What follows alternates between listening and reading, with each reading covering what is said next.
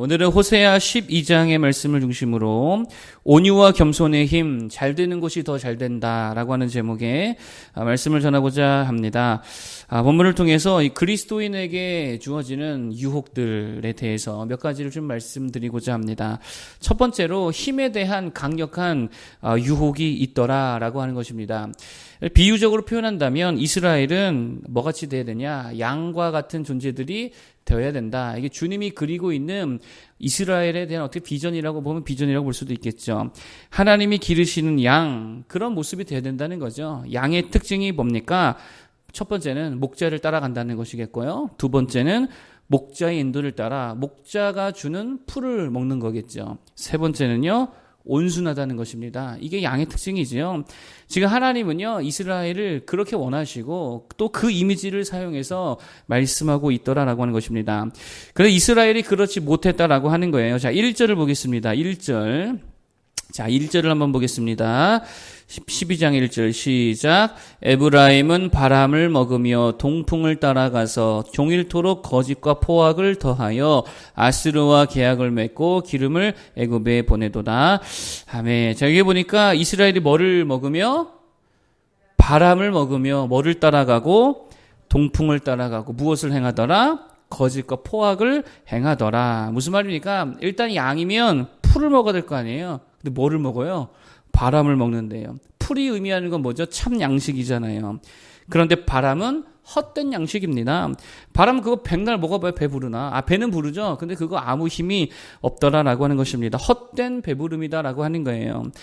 여러분 탄산 좋아하십니까? 전 탄산을 좋아하는데 탄산을 먹으면 배가 막 불러지잖아요. 근데 그게 진짜 배가 부른 게 아니죠. 공기만 꽉 차가지고 배가 부른 거잖아요.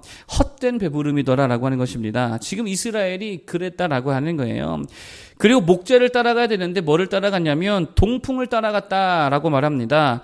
당시 팔레스틴 지역에는 동풍이라 했을 때는 굉장히 이게 건조한 바람이래요. 그래가지고 뭐 하여튼 식물들 다 말려버리고 다 파괴시켜버리고 바다 위에 동풍이 확 불어 제껴버리면 배를 침몰시키는 엄청난 뭐 그런 바람을 일으키는 거. 그러니까 강력한 힘을 의미하는 게 이 동풍이다라고 하는 것입니다. 그러니까 동풍을 따라갔다는 말은 다른 말로 말하면 힘을 따라갔더라. 뭐 이렇게 볼 수 있다라는 것입니다. 여러분 잘 보세요. 이스라엘은 목자를 따르는 온순한 양이 돼야 되는데 그러지 않았다는 거, 힘을 따라갔고 힘을 추구하며 살아갔다라는 것입니다. 세상의 힘과 권력을 쫓아갔고 강해지기를 원했고 애굽처럼 또 아수르처럼 되기를 원했다라고 하는 것입니다. 그러한 군사적 힘을 추구했다는 거예요. 그래서 결국 그들이 행한 게 뭐냐? 애굽처럼 아수르처럼 뭐를 행했어요? 포악을 행했다는 거예요. 폭력을 행했다라는 것입니다. 여러분 우리도 이럴 수 있다라고 하는 거예요. 그저 누구 따라가야 되는데 목자 대신 예수님 따라가야 되는데 주님처럼 겸손과 온유함으로 옷 입어야 하는데 사실 뭘 좋아해요? 힘을 좋아한다는 거예요. 그래서 남 찍어 누르고 돈으로 남 무시하고 막 갑질하기를 원하고 힘으로 세상을 이웃들을 지배하기를 원하더라라고 하는 것입니다. 그래서 목자 대신 예수 그리스도를 따르기보다는 권력의 자리를 자꾸 쫓아가잖아요. 힘의 자리를 더 따라가고 있더라라고 하는 것입니다. 어제 예수를 따르던 여인들이 뭐 했다고 했어요? 울었다 그랬죠. 예수님을 따라가던 여인들은 그저 울었습니다. 어쩌면 주님이 바라시는 모습이 그런 모습이다라고 생각이 듭니다. 우는 거. 운다는 게 뭐예요? 힘이 없다는 거잖아요. 온유하다는 거잖아요. 겸손하다는 거잖아요. 오늘도 보니까 4절에 누가 울어요? 4절 한번 볼까요? 시작. 천사와 겨루어 이기고 울며 그에게 간구하였으며 하나님은 베델에서 그를 만나셨고 거기에서 우리에게 말씀하셨나니. 아멘. 누구 이야기예요? 야곱 이야기잖아요. 야곱이 하나님 앞에 가서 뭐 했대요? 울었대잖아요. 이게 뭡니까? 온유하고 겸손했다라는 것입니다. 온유하고 겸손하다는 말의 의미가 뭐예요? 사실은 이거예요. 이렇게 바꿔서 말할 수 있습니다. 하나님을 전적으로 신뢰했더라. 이게 온유와 겸손이에요. 그래서 나는 온유하고 겸손하고 바보 같아도 내 하나님이 강하시고 내 하나님이 높으시고 내 하나님이 나와 함께 하시기 때문에 내가 연약한 거, 내가 겸손한 거, 내가 낮아지는 거는 그 중요하지 않다는 거예요. 하나님이 함께 하시는데 뭐가 중요하냐? 나는 끝까지 겸손할 수 있고 끝까지 온유할 수 있더라. 이게 뭡니까? 하나님만 의지한다는 것이겠지요. 어제 잠시 앉아가지고 속독으로 하도 졸려가지고 그냥 속독으로 확 읽어버렸습니다. 한 책 한 권을 쭉 읽어버렸는데 그 책의 내용이 그겁니다. 성공한 사람들의 스토리에는 되게 거짓이 많다는 거예요. 거짓이 많고요. 되게 왜곡된 게 많다는 거예요. 노력하면 된다더라. 이것도 거짓말이라는 거예요. 애쓰면 된다더라. 거짓말이라는 거예요.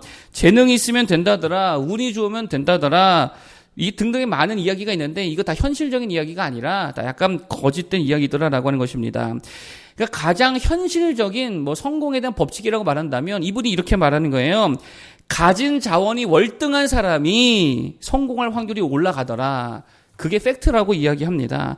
그러니까 돈이 되었든 인맥이 되었든 아니면 무슨 정보가 되었든 아니면 무슨 인적 인프라가 되었든 아니면 또는 어떤 실력자와 전문가와 함께 하든지 아니면 브랜드가 엄청나게 좋든지 스타벅스처럼 그러면 그렇게 잘 된다라고 하는 거예요. 이미 가진 자원이 많을 때에 더 잘 될 수 있더라라고 하는 것입니다. 이걸 마태법칙이라고 하는데 잘 되는 내가 그래서 더 잘 될 수밖에 없다. 그런 얘기죠.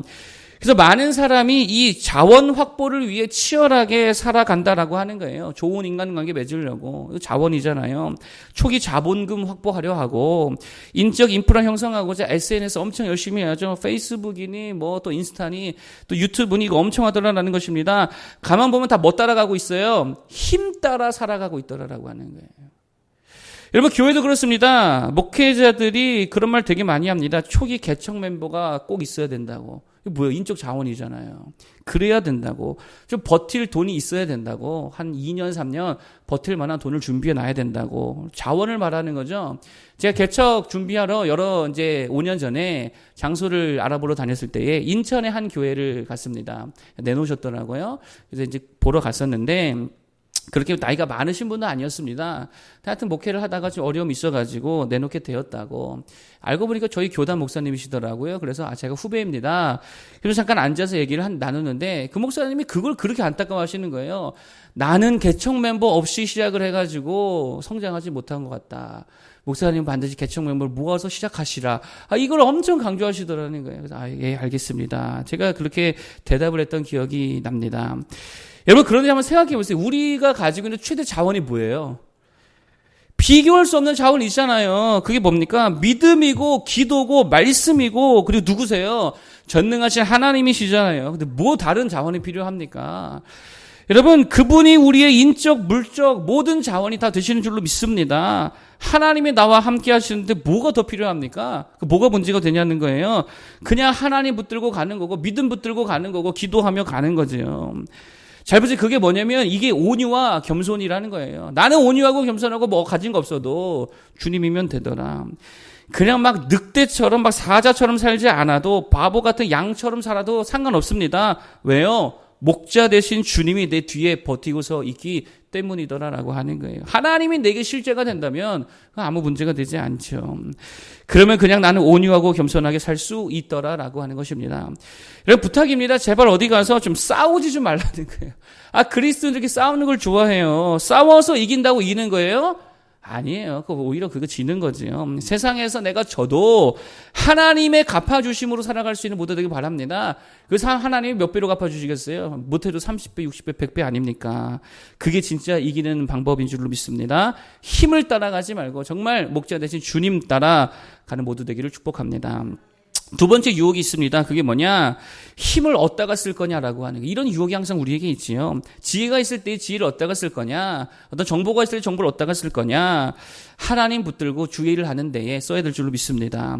하나님께 가는 데 써야지요. 그게 3절에서 6절입니다. 한번 쭉 한번 읽어보겠습니다. 3절부터 6절까지 시작. 야곱은 모태에서 그의 형의 발 뒤꿈치를 잡았고 또 힘으로는 하나님과 겨루되 천사와 겨루어 이기고 울며 그에게 간구하였으며 하나님은 베델에서 그를 만나셨고 거기에서 우리에게 말씀하셨나니 여호와는 만군의 하나님이시라. 여호와는 그를 기억하게 하는 이름이니라. 그런즉 너의 하나님께로 돌아와서 인애와 정의를 지키며 항상 너의 하나님을 바랄지니라. 아멘. 무슨 말입니까? 이스라엘에게 지금 말하는 거예요. 야, 너희 조상 믿음의 사람 야곱처럼 좀 행해라. 지금 그런 이야기 하고 있다는 거예요. 야곱이 어땠습니까? 태어날 때는 형의 발 뒤꿈치를 붙들고 태어났죠. 그런데 살아가면서는 자기 힘을 어디다가 썼습니까? 하나님을 위해 썼고, 하나님을 만나는 데 썼고, 하나님의 축복받기를 위해 기도하는 데 쓰고, 예배하는 데 쓰고, 특히 나중에 야곱의 노년가면 자신의 힘을 얻다가 다 쓰냐면 축복하는 데 씁니다. 바로왕 축복하죠. 아들들 축복하죠. 손주들 축복하죠. 엄청나게 축복해 주는 데에 자신의 힘을 다 쏟아 붓더라라고 하는 거예요. 그리고 야곱이 베델로 돌아오기 위해서 얼마나 애썼습니까? 하나님의 약속된 그 서원을 이루고자, 그 약속을 이루고자 자신의 힘과 자원을 다 썼다라고 하는 거예요. 이거 본받으라는 거예요. 반면 이스라엘은 어디다가 힘을 다 씁니까? 장사하는 데 다 쓰죠. 뒤에 보세요. 7절 보세요. 한번 읽어보겠습니다. 7절 시작. 그는 상인이라 손에 거짓 저울을 가지고 속이기를 좋아하는도다. 이딴 데다가 힘을 다 쓰고 있더라라고 하는 것입니다. 여러분, 그러니까 힘을 따라가는 것도 유혹이 되지만 가진 힘을 어디다 쓸 거냐, 이것도 엄청난 유혹이 될 수 있다는 거예요. 예를 하나 든다면 시간이 좀 남았다, 여유가 생겼다. 시간도 일종의 힘이라고 할 수 있잖아요. 그럼 시간을 어디다가 쓸 거냐는 거예요. 책을 볼 수도 있겠죠. 여행을 갈 수도 있겠죠. 또 뭐 만나는 거 사 먹으러 갈 수도 있겠죠. 그런데 또 어디다 쓸 수 있어요? 기도하는 데 쓸 수 있고, 전도하는 데 쓸 수 있고, 찬송하는 데 쓸 수 있고, 예배하고 말씀 묵상하는 데 쓸 수 있더라라고 하는 거예요. 힘을 어디다 쓸 거냐는 거예요. 제가 어릴 때만 해도요, 교회에서 참 좋았던 게 있습니다. 요즘에 그게 없어서 좀 아쉬운데, 그게 뭐냐, 교회 점심시간에는 꼭 어떤 일이 있었냐면 매주마다 피아노 주변에 도란도란 둘러 앉아가지고요, 점심 먹고 난 다음에 그냥 찬양을 불렀어요. 누가 시키지도 않았습니다. 강제하지도 않았습니다. 그냥 찬양 불렀다고. 복음성가 펴놓고서는 그리 아니하실지라도, 이런 찬양 있잖아요. 그거 불렀다고요. 한 사람 또는 두 사람이 앉아서 피아노 반주하고, 못 치는 사람 두 사람이 앉아 반주할 때도 있지요. 또 어떤 사람이 옆에서 기타를 치기도 하고, 그러면서 누가 시키지 않아도 서로 화음을 넣어가면서 서로 호흡을 맞춰가면서 그냥 그게 노는 거였어요. 그게 서로 간의 교제였지요. 힘을 얻다가 쓰고 있어요. 하나님 찬양하는 데 쓰고 있잖아요. 하나님 찾는 일에 쓰고 있고. 여러분, 재능 기부라 그러죠. 기술과 재능 가지고 뭐 해야 되냐라고 하는 거예요. 하나님께 기부해야 될 줄 믿습니다. 이거 하나님 거잖아요. 뭐 기부도 아니죠, 사실. 주님께 그냥 드리는 거지. 주님을 위해 써야지요. 그 좋은 걸 가지고 어디다가 쓰고 있냐는 거예요. 그 잘생긴 외모 가지고 어디다 씁니까? 전도하는 데 쓰고 그래야 될 거 아니에요. 음악 전공자 그거 가지고 뭐 해야 됩니까? 찬양하는 데 하나님께서 그거 다 재능을 써야죠. 기술자 마찬가지죠. 하나님 나라 섬기고 교회 섬기는 데에 자기 기술 써야죠. 신학생들, 우리 교회는 신학생이 없지만 신학생 못다가 그 신학 공부한 거 써야 돼요. 교회 세우는데 목회하는 데 써야 될 거 아닙니까? 근데 맨 그 교회 비판이나 하고 정죄하기나 하고 정치질하는 데다가 자기가 가진 지식을 다 써야 되겠냐라고 하는 거예요. 하나님을 위해 쓸 수 있는 모두 되길 바라겠습니다. 그러라고 힘을 주신 거예요. 생명을 살리고 영혼을 구원하는 귀한 일들에 우리의 모든 힘을 다 쏟아 부을 수 있기를 축복합니다. 마지막 세 번째 유혹입니다. 망각이라는 유혹이 있다는 거예요. 망각이 뭐예요? 잊어버리는 거죠. 뭐를요? 하나님의 은혜를 잊어버리는 거. 이거 마귀가 주는 유혹입니다. 치명적입니다. 12절 13절 한번 읽어보겠습니다. 12절 13절 시작. 야곱이 아람의 들로 도망하였으며 이스라엘이 아내를 얻기 위하여 사람을 섬기며 아내를 얻기 위하여 양을 쳤고 여호와께서는 한 선지자로 이스라엘을 애굽에서 인도하여 내셨고 이스라엘이 한 선지자로 보호받았거늘. 아멘. 이게 무슨 말입니까? 12절은 이런 거예요. 야곱 즉 이스라엘은 니네 원래 되게 약했다는 거예요. 고작 해봐야 그냥 아내 한 사람 얻겠다고 그냥 뭐 일하고 그냥 맨날 도망이나 다니고 라반에게 엄청나게 속임당해서 20년 동안 아주 죽어라 고생하잖아요. 그렇게 되게 연약했다는 거예요. 근데 13절 읽어보니까 뭐라 그래요? 그때에도 그러나 하나님의 은혜와 하나님의 인도하심으로 너희가 구원받았고 축복을 다 얻었다라는 것입니다. 하나님의 은혜가 있었다는 거죠. 그런데 14절에 보니까 뭐라 그래요? 14절 보겠습니다. 시작. 에브라임이 경노하게 함이 극심하였으니 그의 주께서 그의 피로 그의 위에 머물러 있게 하시며 그의 수치를 그에게 돌리시리라. 아멘. 이런 거죠. 너희는 원래 약했고 하나님의 은혜로 살아왔는데 지금은 교만해졌다는 거예요. 하나님의 은혜를 다 잊어버렸다라는 것입니다. 여러분, 참 인간은요 교만해지기 쉬운 존재라는 것입니다. 저도 뭐 늘 깨닫습니다. 진짜 얼마나 인간이 이렇게 교만할 수가 있을까. 목회 경험 그 조금 했다고 그저 후배들 만나면 또 엄청나게 많이 아는 것처럼. 근데 또 마음에 또 막 이렇게 알려주고 싶어가지고요. 후배나 동료들에게 조언하려 하는 나 자신을 볼 때, 야, 걔 어리석고 교만하냐. 이런 모습이 있지요. 생각해보면 우리가 뭐 잘나서 잘된 게 뭐 하나라도 있습니까? 그냥 다 뭐예요? 하나님 은혜잖아요. 가만 보면 다 하나님 은혜지요. 내가 나를 잘 알잖아요. 그렇기 때문에 때로는 참 눈물도 많이 나는데 여러분 그거 생각하면 그냥 감사할 뿐이더라라고 하는 것입니다. 그냥 다 하나님의 은혜라는 거 이외에 할 말이 없다는 것입니다. 여러분 제발 부탁입니다. 하나 내 뜻대로 안 된다고 불평하고 하나님 왜 안 도와주시냐고 왜 내버려 두시냐고 아니에요. 이미 엄청난 은혜를 받았고 지금도 계속되는 줄로 믿습니다. 보이지 아니할 뿐이죠. 뭐가 있다 그랬어요? 시차가 있는 거예요. 하나님의 은혜가 계속 부어지는 줄로 믿습니다. 그 믿음이 있기에 오늘도 우리가 주님을 위해 그저 내 할 일을 하는 것뿐입니다. 하나님의 은혜를 어느 순간에라도 잊지 아니하는 그래서 진짜예요. 좀 찬양이 좀 흥얼거리며 나올 수 있으면 좋겠습니다. 60대 노부부 이야기 이런 거 말고 이런 거 말고 찬양이 흘러나오고 정말 은혜로다 은혜로다 은혜 없이 살 수 없네. 난 오늘도 주님이 필요합니다. 이런 찬양이 흥얼거릴 수 있는 은혜가 넘치는 우리 모두 되기를 축복합니다. 세 가지 말씀드렸어요. 첫 번째 힘 따라가지 말아라. 우리 예수 따라가야 되겠죠. 두 번째 가진 힘을 잘 써야 됩니다. 마찬가지 예수님 위해 써야 되겠죠. 세 번째 예수님의 은혜를 잊지 말자. 우리 세 가지 붙들고 기도하길 바랍니다. 기도하겠습니다.